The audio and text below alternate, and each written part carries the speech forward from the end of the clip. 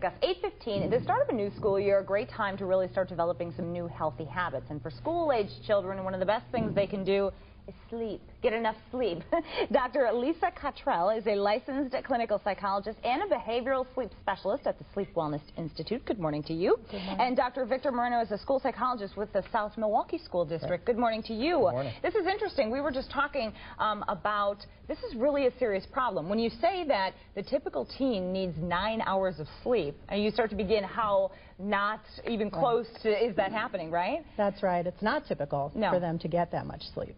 Okay, so the typical teen is not getting enough sleep, and a lot of times that'll show up in school, and you were saying you see the effects of that, right? Yeah, I mean, I talked to one of my school psychology classes last week and asked a class of 30 how many are getting 8 or 9 hours of sleep, and only 3 of 30 kids raised their hand. And so, yeah, we do see the effects in school as far as, inability to focus and motivation and low grades, being irritable. I mean, it's just like with adults. If you don't get enough sleep, you don't feel good the next day. Yeah. And that's what we see with our kids. All right, so Lisa, let's talk a little bit about, you mentioned irritability. That's one of the signs you say parents should really key into to see if their children are not getting enough sleep. Right. I mean, we think about difficulty falling asleep, difficulty staying asleep when we think about insomnia. And if you're an adult, you can keep track of that yourself.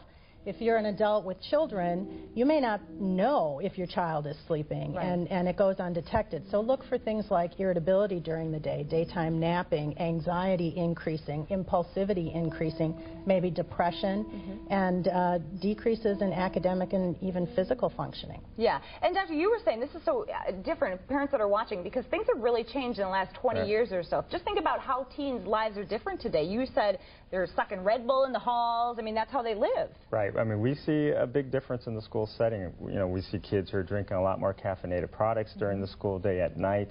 I have a sibling who just graduated high school, and he would be up till 12, 1 o'clock in the morning on the computer, text messaging, watching TV, and my parents are asleep at 10 o'clock. And so that lack of parental supervision for teenagers is sometimes not always there with high schoolers. So what should parents do?